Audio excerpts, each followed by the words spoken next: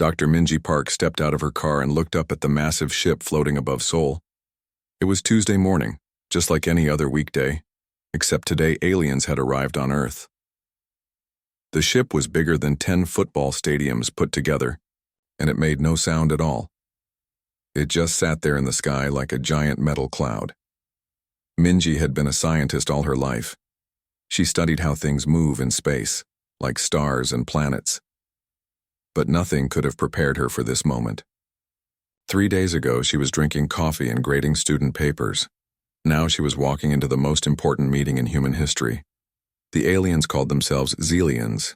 They looked like humans but taller, with silver eyes that seemed to glow. When they first spoke to Earth through radio signals, everyone was excited. Finally, we had proof that life existed somewhere else in the universe. But the excitement didn't last long. Minji pushed open the glass doors of the government building where the meetings were taking place. Inside, reporters packed the hallways. Cameras flashed everywhere. Everyone wanted to know what the aliens wanted and why they had come to Earth. She made her way to a special room on the 10th floor. The walls were covered with screens showing images of the alien ship. Other scientists sat around a large table, all women. That wasn't a coincidence. The Xelians had made a strange request from the very beginning. They would only talk to female humans. No men, their leader had said through the translator. Your males do not have the brain power for serious conversations. We will only speak with females. At first, everyone thought it was a misunderstanding. Perhaps something was lost in translation. But the aliens were clear. They believed human men were not smart enough to handle important discussions. Minji felt uncomfortable about this. She had worked with many brilliant male scientists throughout her career. Her own father was a professor of physics. Her brother designed rocket engines. How could an entire gender be considered less intelligent? But the government had no choice. If the aliens would only talk to women, then women would have to handle the negotiations.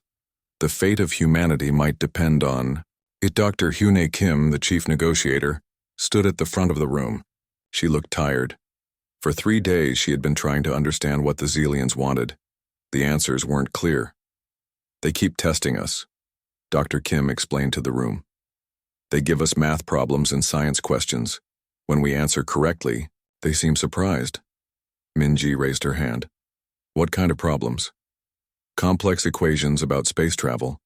Questions about energy and matter. Things that would be difficult even for us. The door opened and 2 Xelian representatives entered. Minji had seen them on television, but seeing them in person was different. They moved with a strange grace, as if floating instead of walking. Their silver eyes seemed to look right through you. The lead Xelian, who called himself Commander Zan, spoke in perfect Korean. The aliens had learned human languages incredibly fast. We have reviewed your responses, Commander Zan said. Your females show adequate intelligence. This is better than we expected. Adequate. The word stung. Minji and her colleagues were some of the smartest people on Earth, and they were being called merely adequate. We will proceed with limited cultural exchange, Commander Zan continued. But we must emphasize again, no male humans are to participate in these discussions. Their minds cannot handle the complexity of what we will share. One of the scientists, Dr. So-Young Lee, spoke up bravely. Sir, we have many brilliant male scientists. Perhaps you could... Commander Zan held up his hand. We have studied your species extensively. Your females possess the logical thinking required for advancement. Your males are ruled by emotion and limited reasoning. This is fact, not opinion. Minji felt her face grow hot. She thought about her male colleagues who had been banned from these meetings. Kang-ho Lee, who could solve mathematical problems, in his head that others needed computers to figure out. Professor Jin-Woo Park, who had written books about theoretical physics that even she found challenging. But Commander Zan wasn't finished. Your civilization has potential, he said. But only if the proper minds are involved. We will teach you new technologies, but only to those capable of understanding. The Xelians then handed out small devices to each woman in the room. The gadgets looked like smartphones, but felt warm to the touch. These contain basic information about our science, Commander Zan explained. Study it, learn from it, then we will test you again. After the aliens left, the room fell silent. Everyone stared at their devices, unsure what to think. Finally, Dr. Kim spoke. I don't like this any more than you do, she said quietly, but we have to work with what we're given. The future of our planet might depend on it. Minji nodded, but her mind was elsewhere. She was thinking about all the brilliant men who had been pushed aside, and how wrong this felt. She had no idea that one of those men was already working on something that would change everything. Professor Kang-Ho Lee sat in his small apartment, staring at his laptop screen. Outside his window, he could see the alien ship floating in the distance like a giant metal mountain. 2 weeks had passed since the Xelians arrived, and he still felt the sting of rejection every day. He had watched every news report about the alien negotiations. He had seen Dr. Minji Park and her team meeting with the Xelians, working on problems that he could solve in his sleep. But none of that mattered now. The aliens had made their decision clear. No men allowed. Kang-Ho picked up his coffee mug, noticing it was already cold. He had been working for hours on something that wouldn't leave his mind. During one of the television broadcasts, he had caught a glimpse of some equations the Xelians shared with the female scientists. Just for a second, the camera had shown their screens. That tiny glimpse was enough. As a professor of advanced mathematics, Kang-Ho could spot patterns and errors that others might miss. What he saw in those equations made his blood run cold. There was a mistake, a fundamental flaw that would cause massive problems. He had tried calling Dr. Park. He had even written emails to the negotiation team. But his messages were either ignored or blocked by security. No one wanted to hear from a man that the aliens considered intellectually inferior. The doorbell rang, interrupting his thoughts. Kang-Ho opened the door to find his friend Junho Kim, another professor who had been excluded from the alien meetings. You look terrible, Junho said, walking in without invitation. When's the last time you slept? I found something, Kang-Ho said immediately. The equations the Xelians showed on TV, there's an error. Junho frowned. What kind of error? Kang-Ho led him to the computer. Look at this. Their energy distribution formula assumes a constant rate of dimensional stability, but they're missing a key variable, quantum flux variation. In simple words, please, imagine their spaceship is like a car engine. They think they can run it at full speed forever, but they forgot to account for the engine getting hot. Eventually, it will overheat and explode. Junho's eyes widened. You're saying their ship might crash? Not just crash. According to my calculations, their entire energy grid will collapse. It could destroy half the city when it happens. The two men stared at each other. If Kang-Ho was right, millions of people were in danger. They had to warn someone. Let's go to the police, Junho suggested. And tell them what? That a mathematician who's been banned from alien meetings discovered a flaw that advanced aliens. Missed? They'll think we're crazy. For the next 3 days, Kang-Ho tried everything. He called government offices, sent emails to news stations, even tried to approach the building where negotiations were held. Each time, he was turned away. The authorities had strict orders. No men were allowed near anything related to the aliens. Frustrated and desperate, Kang-Ho decided to take a different approach. He gathered a small group of male scientists who had also been excluded from the meetings. There was Dongmin Choi, an electrical engineer, Woo-Jin Park, a quantum physicist, Seo Jun Lee, a computer programmer. They met in Kang-Ho's apartment on a rainy Thursday evening. The alien ship outside seemed to glow brighter than usual, casting strange shadows through the windows. The women won't listen to us, Kang-Ho explained to the group, and the government won't let us near the negotiations, but we can't just sit here while people are in danger. What do you suggest? Asked Dongmin. We build proof they can't ignore. Kang-Ho explained his plan. Using the equipment they had access to from their universities, they could build a device that would detect and predict when the alien energy system would fail. It wouldn't stop the failure, but it would prove that Kang-Ho's calculations were correct. This is risky, Woo-Jin pointed out. We're talking about going against direct orders from the aliens. What if they see this as a threat? What if we're wrong and nothing happens? Asked Seo-jun. Kang-ho looked at his screen, showing pages of calculations he had checked dozens of times. Then I spend the rest of my life knowing that the aliens were probably right about us. But if I'm right, and we do nothing, thousands of people will die. The room fell silent except for the sound of rain hitting the window. Finally, Dong-min spoke up. I'm in. My daughter goes to school near where the alien ship is hovering. If there's even a chance you're right, we have to try. One by one, the others agreed. They would work in secret using their own resources and knowledge. They would build their device and find a way to prove the truth, even if the entire world had written them off as inferior. As the friends made their plans, none of them noticed how the alien ship seemed to pulse with a slightly different rhythm that night. None of them realized that in just 2 weeks Kang-ho's predictions would come true, in a way that would change everything between humans and aliens forever. The challenge had been set. 4 men against an advanced alien civilization, fighting not just for recognition, but for the safety of their entire city. The basement of Seoul National University's old physics building had been forgotten by most people. It was the perfect place for 4 desperate men to work in secret. Kang-ho Lee stood surrounded by old tables covered with wires, computer parts, and scrap metal that looked like a mad scientist's workshop. Hand me that capacitor, he asked Dong-min, who was crouched under a makeshift table. They had been working for 10 days straight, sleeping only a few hours each night. Their eyes were red from exhaustion, and their hands shook from too much coffee. Woo-jin Park looked up from his laptop. The quantum readings are getting stronger. The alien ship is definitely putting out more energy than before. That's exactly what I expected, Kang-ho replied, connecting another wire. The instability in their system is growing. We probably have less than a week before everything goes wrong. Their device didn't look like much.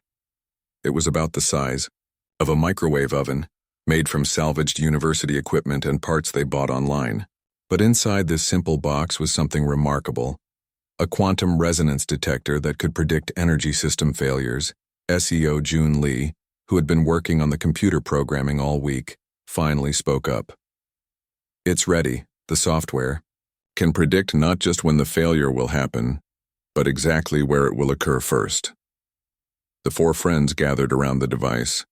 It looked nothing like alien technology, just a collection of human-made parts held together with duct tape and hope.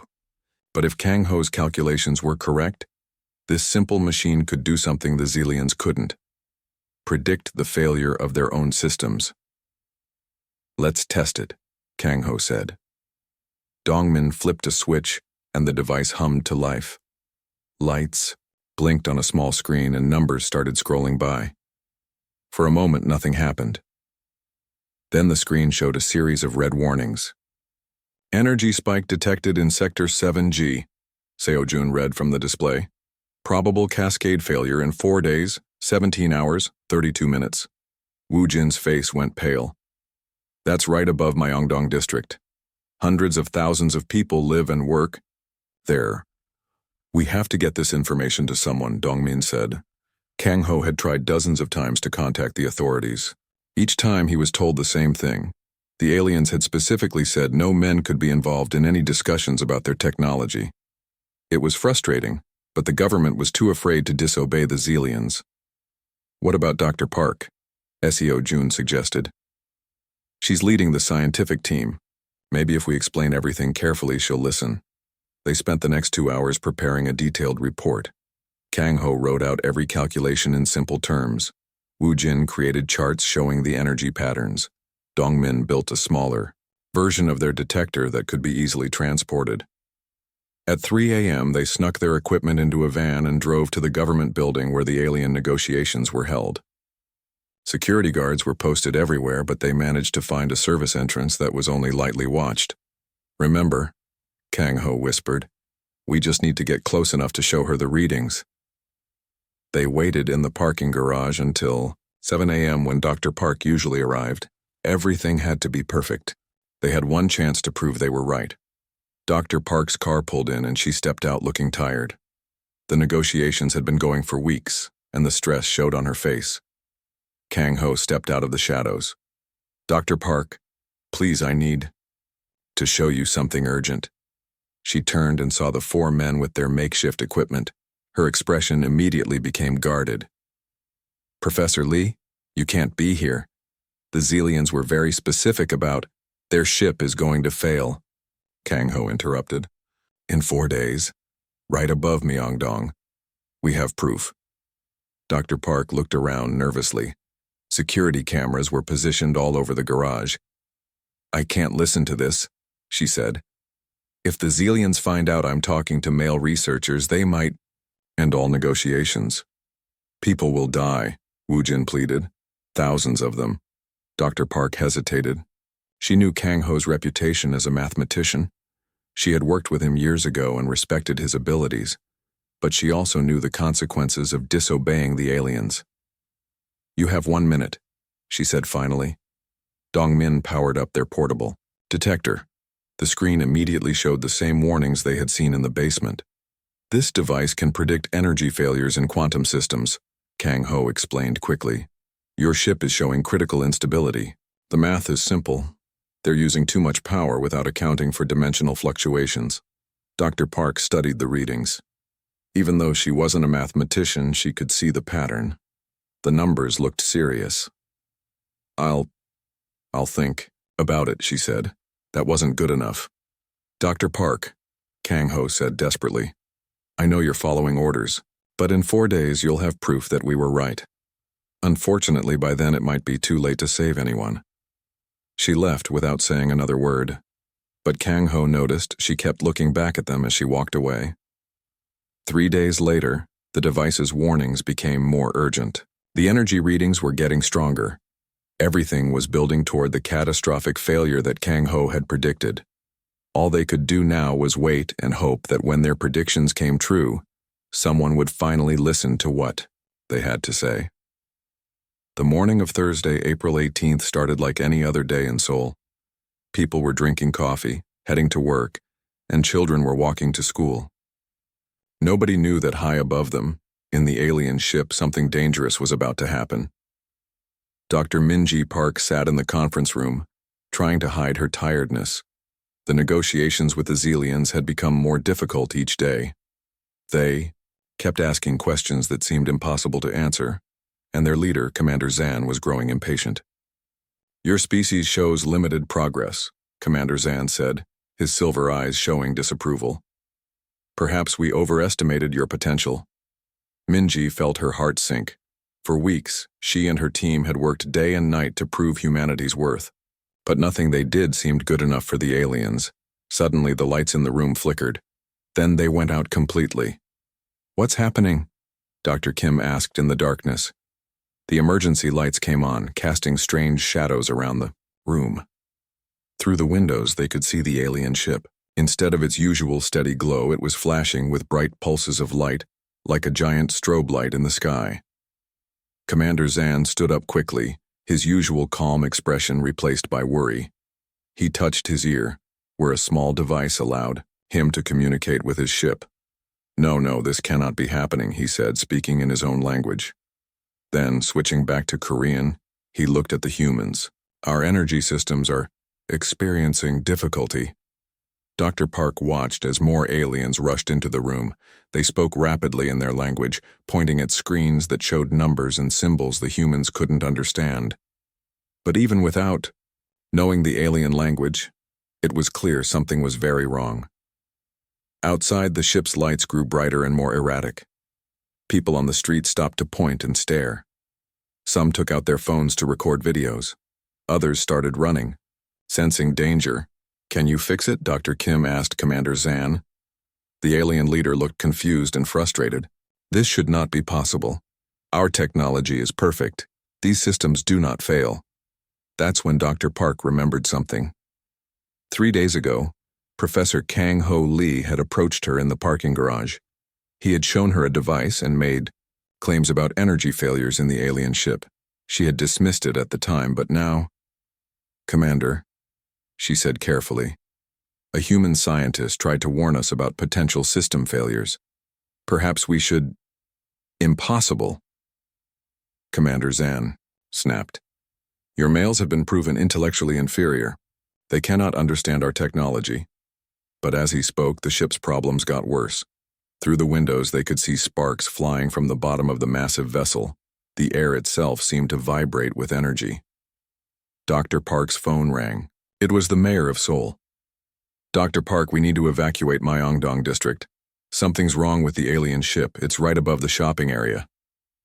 Her blood ran cold. That was exactly what Professor Lee had predicted. The ship would fail above Myeongdong district. Commander, she said urgently, you need to move your ship. It's above a crowded area. We cannot move it, came the reply. Navigation systems are offline. We do not understand what is happening. More aliens rushed into the room, all talking. At once. Their usual confident attitude had evaporated. These beings who had claimed superiority over humans now looked terrified and confused. Dr. Park made a decision. She pulled out her phone and called Professor Lee. Professor, are you there? Your predictions, they're coming true. I know, came Kang Ho's voice. We're watching from the university. The readings are off the charts. Can you help? The aliens can't control their ship. There was a pause. We might be able to help, but we need to get close to the ship. Our device can predict the exact point of failure. Dr. Park looked at Commander Zan, who was desperately trying to understand reports from his crew. The ship's lights were now pulsing so fast it hurt to look at them. Commander, she said loudly to get his attention, I know a human who might be able to help. He predicted this exact problem. Impossible, Commander Zan repeated, but his voice was less certain than before. He's a male, Dr. Park said firmly. One of those humans you said couldn't understand complex problems. The room fell silent except for the sounds of alarms from the ship above. Commander Zan looked at his crew, at the flashing lights outside, and at the growing chaos on the streets below. Finally, he spoke. Bring him. Dr. Park quickly called security. Let Professor Kang Ho Lee and his team into the building, right now. This is an emergency. Within minutes, Kang Ho and his 3 friends arrived with their homemade equipment. They looked tired and nervous, but also determined.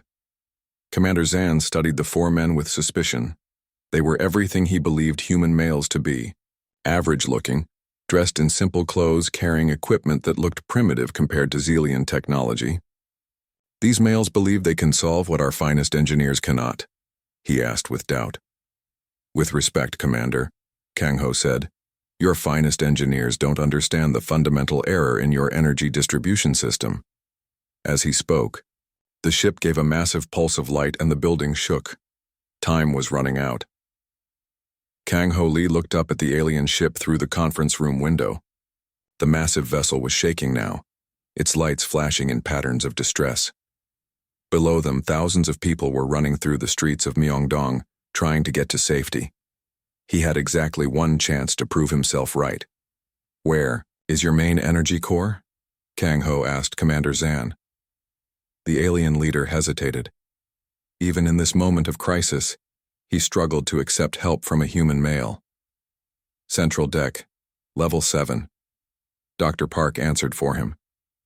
She had been studying the alien ship layout for weeks. Kang Ho nodded and turned to his team. Set up the detector here, we need exact readings. Dongmin and Wu Jin quickly assembled their device while Seo Jun connected his laptop. The equipment looked like toys compared to the alien technology around them, but it worked perfectly. Energy cascade approaching critical mass, Seo Jun read from his screen. We have maybe 20 minutes before total failure. Commander Zan watched the humans work. His pride warred with his growing panic as his own engineers reported failure after failure in trying to fix the problem. Your device, Commander Zan said slowly. What does it tell you? Kang Ho looked at the readings. The problem started in your quantum stabilizer array. You've been pushing too much energy through a system that wasn't designed for long-term operation in our dimensional space. That is impossible. Our calculations were perfect. No, they weren't. Kang Ho pulled Up his laptop. Look at this formula. The one your scientists used for energy distribution. You forgot to account for dimensional flux variation. The alien stared at the screen. For the first time, his expression showed surprise instead of arrogance. Kang Ho continued, it's like trying to run a car engine at maximum speed without knowing that the road has hills and curves. Eventually, the engine will overheat. Commander Zan called over his head engineer, a tall alien with more complex markings on his forehead. They spoke quickly in their own language. Even without understanding the words, everyone could tell they were arguing. The ship gave another violent shake. Through the windows, they could see sparks showering down onto the buildings below. We have 15 minutes, Seo Jun announced. The alien engineer looked at Kang Ho's calculations on the laptop. His silver eyes widened. He spoke to Commander Zan, and the commander's face went through several changes of expression. You are suggesting, Commander Zan said carefully, that your primitive device can predict our system failure more accurately than our technology? Yes, Kang Ho said simply. And more importantly, we know how to fix it. How? Kang Ho walked to the window, pointing up at the ship. You need to reduce energy flow to the stabilizer by exactly 23.7%, then reroute power through your secondary arrays in sequence. The precise timing is crucial. The alien engineer spoke rapidly to Commander Zan. Dr. Park didn't understand the words, but she could see the alien leader's shock. He says, Commander Zan translated slowly, that your calculations are correct. Our engineers, y'all missed this error. For a moment, nobody spoke. The only sounds were the alarms from the ship and the distant noise of people evacuating the streets below. Then Commander Zan did something unexpected. He stood and faced Kang Ho directly. I was wrong, he said, his voice different than anyone had ever heard it. Profoundly wrong. He tapped his communication device and spoke orders in his language. Within seconds, the chaotic pulsing of the ship's lights began to slow. It's working, Wu Jin whispered, watching their detectors' readings. Minutes passed. The ship's violent shaking gradually stopped. The flashing lights returned to their normal steady glow. Through the windows, they could see people stopping their panicked running and looking up in wonder. Crisis averted, Seo Jun announced. All systems stabilizing. Commander Zan closed his eyes for a moment, then looked at Kang Ho. Your name is Professor Lee? Yes. Professor Lee, you have saved approximately 4 million human lives today. You have also exposed a fundamental flaw in our energy technology that could have destroyed dozens of our ships. The alien leader straightened his posture and spoke formally. On behalf of the Zelian Empire, I publicly acknowledge that we were wrong about human males. We let prejudice blind us to your capabilities. He paused, then continued. Professor Lee, would you be willing to work with our engineers? We need to fix this problem across our entire fleet. Without your insights, more ships will fail. Dr. Park found herself smiling as she watched her former colleague shake hands with the alien commander. The difference in their physical appearance, the tall, elegant alien and the ordinary-looking human professor, only made the moment more meaningful. There's one more thing, Commander, Kang Ho said. Science doesn't care about gender. It only cares about truth. My female colleagues here have contributed just as much to solving this problem.